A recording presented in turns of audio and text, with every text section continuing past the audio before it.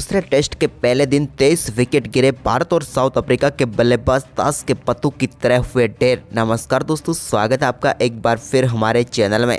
दोस्तों, भारत और south Africa के बीच दूसरे टेस्ट मुकाबले के पहले दिन का खेल खेला गया, जहां पर भारतीय टीम अब मजबूत स्थिति में पहुंच चुकी है। लेकिन दोस्तों, दोनों टीमों के पहले दिन 23 विकेट गिरे, जहां पर भारतीय टीम ने बगैर कोई स्कोर किए अपने 6 विकेट गंवाए। तो दोस्तों, हम आपको इस बेहद ही शानदार मुकाबले का पूरा हाईलाइट बताएंगे। लेकिन दोस्तों, उससे पहले आप भी चाहते हैं कि टीम इंडिया दूसरे टेस्ट मुकाबले को दूसरे दिन ही जीते, तो इस वीडियो को लाइक जरूर कर दें और साथ ही साथ अभी तक चैनल को सब्सक्राइब नहीं किया तो चैनल को सब्सक्राइब करके बेल आइकन जरूर दबा लें।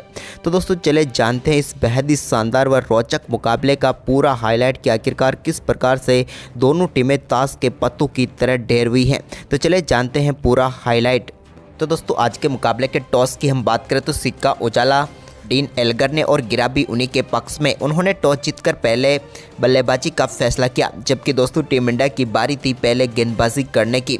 आज टीम इंडिया में रविंद्र जडेजा और मुकेश कुमार की वापसी हुई थी। तो वहीं पर साउथ अफ्रीका ने भी बड़े बदलाव किए, जहां पर इस टीम की तरफ से ट्रिस्टन स्टेप्स, लुंगी एंगिडी और केशव महाराज की वापसी हुई। दोनों टीमों के नेशनल एंथम के बाद शुरू हुआ आज का ये महामुकाबला, जहां पर दोस्तों साउथ अफ्रीका की टीम की तरफ से एडन मार्करम और कप्तान डीन एल्गर पारी की शुरुआत करने उतरे। लेकिन दोस्तों, शुरुआत से ही भारतीय गेंदबाजों ने कसी हुई गेंदबाजी की, जिसके सामने ये बल्लेबाज कुछ खास नहीं कर पाए। और चौथे ओवर की दूसरी गेंद पर एडन मार्करम को यशस्वी जायसवाल के हाथों कैच कराकर भारतीय टीम को पहली सफलता दिला दी मोहम्मद सिराज ने।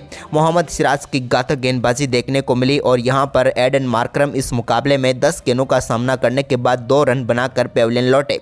इसके बाद दोस्तों डीन एल्गर के खिलाफ यहां पर रणनीति बनाई विराट और रोहित ने, और यहां पर रोहित पावर शॉट लेग पर खड़े हो गए एल्गर के सामने, और इसका फायदा मिला। छठे ओवर की तीसरी गेंद पर एल्गर के बल्ले का इनसाइड एज लगकर गेंद सीधे स्टंप पर जाकर लगी और भारतीय टीम को दूसरी व सबसे बड़ी सफलता दिला दी मोहम्मद सिराज ने।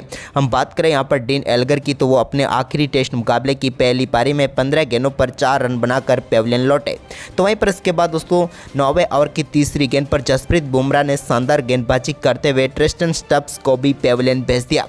यहां पर शानदार पर कैच पकड़ा रोहित शर्मा ने, और यहां पर चलते बने ट्रिस्टन स्टेप्स, जो कि अपने पहले टेस्ट मुकाबले में ज़्यादा कुछ खास नहीं कर पाए। स्टेप्स के परफॉर्मेंस को यहां पर पूरी तरह से विराम लगाया शानदार गेंदबाजी करते हुए जसप्रीत बुमराह ने, और इस मुकाबले में 11 गेंदों पर 3 रन बनाकर ट्रिस्टन स्टेप्स चलते बने। तो वहीं पर इसके बाद दोस्तों एक और सफलता 10वें ओवर की दूसरी गेंद पर टोनी डी जॉर्जी के रूप में मिली, जहां पर केएल राहुल के शानदार कैच ने यहां पर उनकी पारी को समाप्त किया और मोहम्मद सिराज को एक और सफलता मिली। शानदार गेंदबाजी रही एक बार फिर मोहम्मद सिराज की। हम बात करें यहां पर टोनी डी जॉर्जी की, तो वो इस मुकाबले में जमकर बल्लेबाजी करने की कोशिश जरूर कर रहे थे, लेकिन 17 गेंदों का सामना करने के बाद सिर्फ 2 रन बनाकर वो भी पेविलियन लौटे, और साउथ अफ्रीका ने 15 रनों पर 4 विकेट गंवा दिए। लेकिन इसके बाद इस मुकाबले का पहला चौका 11वें ओवर की दूसरी गेंद पर देखने को मिला, जब बेडिंगम ने शानदार तरीके से एक सामने की तरफ शानदार चौका जड़ दिया। इसके बाद दोस्तों यहाँ पर इसी ओवर की 5वीं गेंद पर भी एक और शानदार चौका बेडिंगम के बल्ले से ही देखने को मिला, जहां पर उन्होंने फ्लिक के जरिए गेंद को 4 रनों के लिए बाउंड्री लाइन के पार भेजा और एक ही ओवर में 2 चौके जड़े। लेकिन इसके बाद दोस्तों कंटिन्यू अपना स्पेल डालते हुए नजर आ रहे थे मोहम्मद सिराज, और यहाँ पर शानदार तरीके से 16वां ओवर भी इन्हें सौंपा गया। तो यहाँ पर दूसरी गेंद पर इन्होंने बेडिंगम को एक बार फिर यशस्वी जायसवाल के हाथों कैच कराकर पेविलियन भेज दिया और भारतीय टीम को एक और सफलता दिला दी। शानदार गेंदबाजी रही मोहम्मद सिराज की एक बार फिर, और बेडिंगम जो कि अच्छी बल्लेबाजी कर सकते थे उनको भी पेविलियन भेज दिया, और वो 17 गेंदों का सामना करने के बाद 12 रन बनाकर पेविलियन लौटे। तो वहीं पर इसके बाद मार्को यंसन क्रीज पर उतरे, लेकिन 16वें ओवर की 5वीं गेंद पर उनको भी चलता किया मोहम्मद सिराज ने। यहां पर उनके बल्ले का किनारा लेकर गेंद सीधे गई विकेट कीपर केएल राहुल के हाथों में, और शानदार गेंदबाजी करते हुए अपना 5वां विकेट चटका लिया मोहम्मद सिराज ने।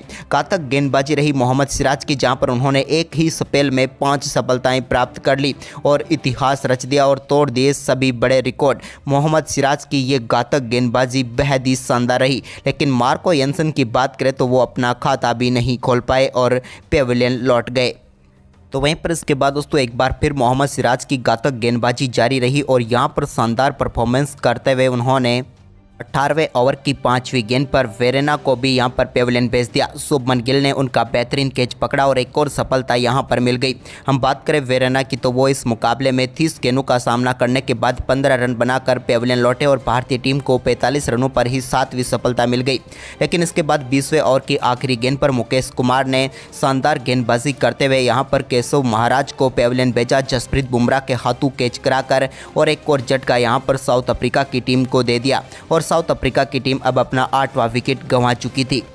वहीं पर इसके बाद दोस्तों साउथ अफ्रीका की टीम को 9वां झटका दिया जसप्रीत बुमराह ने। नांद्रे बर्गर के गेंद बल्ले का किनारा लेकर एक बार फिर यशस्वी जायसवाल के हाथों में गई और एक और सफलता भारतीय टीम की झोली में आ गई। यहां पर 11 गेंदों पर 4 रन बनाकर नांद्रे बर्गर पेविलियन लौटे। तो वहीं पर इसके बाद 24वें ओवर की दूसरी गेंद पर मुकेश कुमार ने कंगिसो रबाडा को भी श्रेयस अय्यर के हाथों कैच कराकर पेविलियन भेज दिया और पूरी साउथ अफ्रीका की टीम को मात्र 55 रनों पर ही भारतीय टीम ने 23.2 ओवर में ही ऑल आउट कर दिया।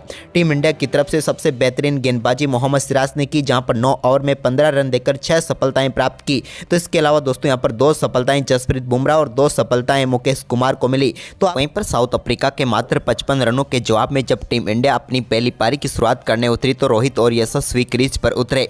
पहले ओवर की तीसरी गेंद पर एक लेग बाई के जरिए टीम इंडिया को शानदार चौका मिला और पहले ओवर में 4 रनों के साथ भारत ने शानदार शुरुआत कर दी।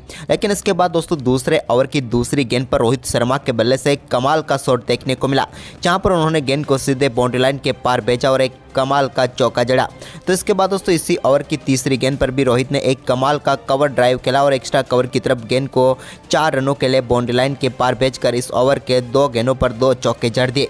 जबकि दोस्तों ओवर की आखिरी गेंद पर भी उन्होंने डीप मिड विकेट की तरफ एक और शानदार चौका जड़ा और 3 बेहतरीन चौके लुंगी एंगडी के इस ओवर में जड़ दिए। लेकिन इसके बाद दोस्तों तीसरे ओवर की पहली गेंद पर कंगिसो रबाडा ने यशस्वी जायसवाल को बोल्ड करके पेविलियन भेजा और पहली सफलता दिला दी साउथ अफ्रीका को और यहां पर भारतीय टीम को पहला झटका लगा। हम बात करें यशस्वी जायसवाल की तो उन्होंने 7 गेंदों का सामना किया लेकिन वो अपना खाता नहीं खोल पाए। इसके बाद दोस्तों यहां पर नए बल्लेबाज शुभमन गिल ने एक और शानदार चौका चौथे ओवर की चौथी गेंद पर एंगडी के ही लगाया और बेहतरीन तरीके से मिड विकेट की तरफ उन्होंने गेंद को बाउंड्री लाइन के पार भेजा। तो इसके बाद छठा ओवर डालने आए नांद्रे बर्गर की पहली गेंद पर कमाल का चौका यहां पर मिड ऑफ की तरफ देखने को मिला रोहित के बल्ले से। तो वहीं पर इसी ओवर की दूसरी गेंद पर भी उन्होंने कमाल की बल्लेबाजी करते हुए एक कमाल का पुल शॉट खेला और गेंद को एक बार फिर 4 रनों के लिए बाउंड्री लाइन के पार भेज दिया। अब रोहित शर्मा 19 गेंदों पर ही 25 रनों पर पहुंच चुके थे, लेकिन इसके बीच इस छठे ओवर की आखिरी गेंद पर भी उनके बल्ले से एक और शानदार चौका देखने को मिला लॉन्ग ऑन की तरफ और गेंद को एक बार फिर से उन्होंने बाउंड्री लाइन के पार भेज दिया। तो वहीं पर इसके बाद दोस्तों अगले चौका 8वें ओवर की दूसरी गेंद पर देखने को मिला, जब नांद्रे बर्गर की गेंद पर शानदार एक्स्ट्रा कवर की तरफ रोहित ने एक और कमाल का चौका जड़ दिया। इसके बाद दोस्तों यहां पर भारतीय टीम का स्कोर काफी शानदार तरीके से आगे बढ़ रहा था और यहां पर मार्को येंसन की एक बाउंस गेंद पर मिले बाइक के चौके के साथ ही भारतीय टीम ने शानदार बढ़त हासिल कर ली साउथ अफ्रीका के स्कोर के बदले। तो वहीं पर इसके बाद शुभमन गिल ने 12वें ओवर की चौथी गेंद पर मार्को येंसन के एक और शानदार कमाल का चौका जड़ा और इस चौके के साथ ही यहां पर भारतीय टीम के इन दोनों बल्लेबाजों के बीच शानदार 50 रनों की पार्टनरशिप 60 गेंदों पर ही पूरी हो गई। तो वहीं पर इसके बाद दोस्तों नांद्रे बर्गर की गेंद पर ही एक और शानदार चौका यहां पर देखने को मिला शुभमन गिल के बल्ले से, जब उन्होंने एक और बार कंवर की तरफ गेंद को 4 रनों के लिए भेजा। अब दोनों बल्लेबाज कमाल की बल्लेबाजी करते हुए टीम के स्कोर को आगे बढ़ा रहे थे, लेकिन तभी दोस्तों टीम इंडिया को 15वें ओवर की दूसरी गेंद पर नांद्रे बर्गर ने कप्तान रोहित के रूप में बड़ा झटका दिया। रोहित का कमाल का कैच यहां पर पकड़ा मार्को येंसन ने और यहां पर पेविलियन भेजा नांद्रे बर्गर ने। रोहित शर्मा अच्छी तरीके से सेट हो चुके थे, लेकिन इस मुकाबले में 50 गेंदों का सामना करने के बाद 39 रन बनाकर वो पेविलियन लौटे। तो इसके बाद दोस्तों यहां पर 15वें ओवर की 5वीं गेंद पर ही विराट कोहली ने कमाल की बल्लेबाजी करते हुए एक कमाल का चौका लगाया। हालांकि वो भाग्यशाली रहे क्योंकि स्लिप के बीच में से गेंद चौके के लिए गई। तो वहीं पर इसी ओवर की आखिरी गेंद पर उन्होंने एक स्ट्रेट ड्राइव के जरिए गेंद को पंच करके 4 रनों के लिए भेजा और बैक टू बैक 2 चौके इस ओवर में जड़े। इसके बाद 16वें ओवर की दूसरी गेंद पर भी विराट कोहली के बल्ले से एक कमाल की कवर ड्राइव देखने को मिली। अपने फेवरेट शॉट के साथ ही उन्होंने गेंद को बाउंड्री लाइन के पार भेजा। तो इसकी ओवर की आखिरी गेंद पर मार्को येंसन के शुभमन गिल के बल्ले से भी एक कमाल का चौका देखने को मिला, जहां पर उन्होंने गेंद को शानदार तरीके से बाउंड्री लाइन के पार भेजा। तो इसके बाद 21वें ओवर में नांद्रे बर्गर की गेंद पर एक और कमाल का चौका शुभमन शुभमन गिल ने लगाया। यहाँ पर मिड विकेट की तरफ उन्होंने गेंद को बाउंड्री लाइन के पार भेजा, लेकिन तभी दोस्तों 21वें ओवर की आखिरी गेंद पर नांद्रे बर्गर ने शुभमन गिल को भी मार्को येंसन के हाथों कैच कराकर पेविलियन भेज दिया और भारतीय टीम को एक और झटका लगा। शुभमन गिल अच्छी बल्लेबाजी कर रहे थे, लेकिन 55 गेंदों पर 36 रन बनाकर वो भी चलते बने। इसके बाद दोस्तों विराट कोहली ने कमाल की बल्लेबाजी करते हुए एक अपर कट के जरिए शानदार तरीके से गेंद को बाउंड्री लाइन के पार भेजा। 22वें ओवर की 5वीं गेंद पर उन्होंने शानदार चौका लगाया।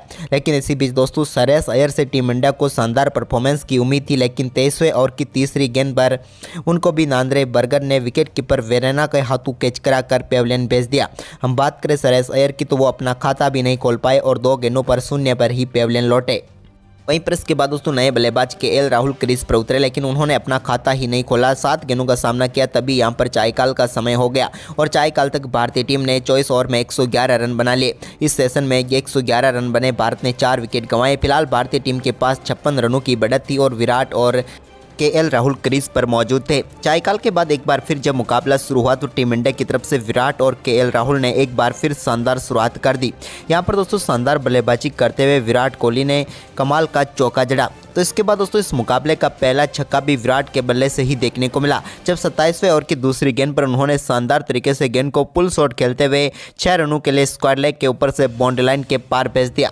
तो इसके बाद 27वें ओवर की आखिरी गेंद पर भी एक और शानदार चौका यहां पर विराट कोहली ने कंगिसोर रबाडा की गेंद पर जड़ दिया।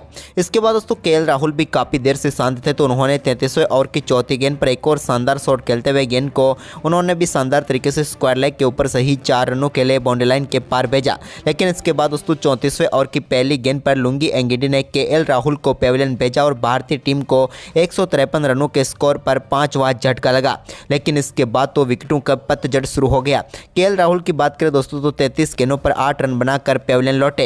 लेकिन इसके बाद 34वें ओवर की तीसरी गेंद पर नए बल्लेबाज रविंद्र जडेजा को भी यहां पर कैच करवाकर पेविलियन भेज दिया शानदार गेंदबाजी करते हुए लुंगी एंगिडी ने। और यहां पर एक और मार्को येंसन का कमाल का कैच देखने को मिला और रविंद्र जडेजा 2 गेंदों का सामना करने के बाद 0 पर ही पेविलियन लौटे। तो वहीं पर इसी ओवर की 5वीं गेंद पर लुंगी एंगिडी ने जसप्रीत बुमराह को भी यहां पर एक बार फिर मार्को येंसन के हाथों कैच कराकर पेविलियन भेजा और एक ही ओवर में 3 सफलताएं प्राप्त करके टीम इंडिया को यहां पर पूरी तरीके से बैकफुट पर धकेल दिया। हम बात करें जसप्रीत बुमराह की तो उन्होंने भी 2 गेंदों पर 0 रन बनाए। इसके बाद दोस्तों विराट कोहली भी यहां पर 35वें ओवर की दूसरी गेंद पर कंगिसोर रबाडा का शिकार बने। यहां पर एडन मार्करम ने शानदार कैच पकड़ा और भारतीय टीम को एक और झटका लगा। यहां पर विराट कोहली ने अच्छी बल्लेबाजी की, लेकिन 59 गेंदों पर वो भी 46 रन बनाकर पेविलियन लौट गए। तो इसके बाद 35वें ओवर की चौथी गेंद पर प्रसिद्ध कृष्णा को यहां पर रन आउट करके पेविलियन भेजा सिराज को, यानी कि प्रसिद्ध कृष्णा रन लेना चाहते थे, लेकिन यहां पर सिराज रन आउट होकर पेविलियन लौटे और एक और करारा झटका भारतीय टीम को लगा। सिराज भी अपना खाता नहीं खोल पाए और एक गेंद पर 0 पर पेविलियन लौटे। इसके बाद दोस्तों आखिरी विकेट के तौर पर रबाडा ने यहां पर प्रसिद्ध कृष्णा को भी पेविलियन भेज दिया, जिन्होंने 3 गेंदों पर 0 रन बनाए और भारतीय टीम एक समय तक 153 रनों पर 4 विकेट गंवा चुकी थी, लेकिन 5वां विकेट 153 रनों पर गंवाया और इसके बाद तो 153 रनों पर ही टीम इंडिया ऑल आउट हो गई और भारतीय टीम ने अपने आखिरी 6 विकेट गंवाए, जहां पर कोई भी रन नहीं बनाया और सिर्फ 11 गेंदों पर ही सभी 6 विकेट गंवा बैठी। टीम इंडिया का परफॉर्मेंस बेहद ही खराब रहा, लेकिन इसके बावजूद भारत को 98 रनों की बढ़त मिली पहली पारी में। वहीं पर दोस्तों दूसरी पारी में जब एक बार फिर एडन मार्करम और डीन एल्गर पारी की शुरुआत करने उतरे तो इस बार दोनों बल्लेबाजों ने सजी हुई शुरुआत दी। दोनों बल्लेबाजों ने शानदार परफॉर्मेंस करते हुए एक के बाद एक कई बेहतरीन शॉट खेले और यहां पर टीम को शानदार शुरुआत दिला दी। लेकिन इसके बाद दोस्तों 11वें ओवर की दूसरी गेंद पर मुकेश कुमार की एक शानदार गेंद पर बल्ले का किनारा लेकर गेंद सीधे विराट कोहली के हाथों में चली गई और डीन एल्गर के टेस्ट कैरियर की आखिरी पारी का अंत भी हो गया। शानदार गेंदबाजी करते हुए यहां पर उनको पेविलियन भेज दिया मुकेश कुमार ने, लेकिन सभी भारतीय खिलाड़ियों ने उनको आखिरी पारी व आगे के लिए यहां पर बधाई दी। लेकिन शानदार बल्लेबाजी जरूर कर सकते थे डीन एल्गर, लेकिन अपनी आखिरी पारी में वो 28 गेंदों पर 12 रन बनाकर पेविलियन लौटे। तो वहीं पर इसके बाद दोस्तों भारतीय टीम को एक और सफलता 13वें ओवर की पहली गेंद पर मुकेश कुमार ने ही दिलाई। यहां पर केएल राहुल के हाथों कैच कराकर टोनी डी जॉर्जी को उन्होंने पेविलियन भेजा। टोनी डी जॉर्जी 7 गेंदों पर 1 रन बनाकर पेविलियन लौटे। तो इसके बाद दोस्तों एक और सफलता जसप्रीत बुमराह ने 16वें ओवर की दूसरी गेंद पर दिलाई और यहां पर ट्रिस्टन स्टब्स को आउट करके पेविलियन भेज दिया। स्टब्स भी इस अपने डेब्यू मुकाबले में कुछ खास नहीं कर पाए और 14 गेंदों पर 1 रन बनाकर चलते बने। इसके बाद दोस्तों यहाँ पर आज के दिन के खेल का समाप्ति हुई तो यहाँ पर साउथ अफ्रीका की टीम ने दूसरी पारी में 17 ओवर में 62 रनों पर 3 विकेट गंवा दिए। वो भारत के से अभी भी 36 रन पीछे थे। लेकिन दोस्तों आज के दिन के खेल की हम बात करें तो आज पूरे दिन 75.1 ओवर का खेल हुआ, जहाँ पर 270 रन बने और 23 विकेट गिरे दोनों टीमों के, जो कि काफ़ी ज़्यादा हैं। तो दोस्तों आज का ऐतिहासिक मुकाबला आपको कैसा लगा, आप हमें कमेंट में ज़रूर बताएं। धन्यवाद।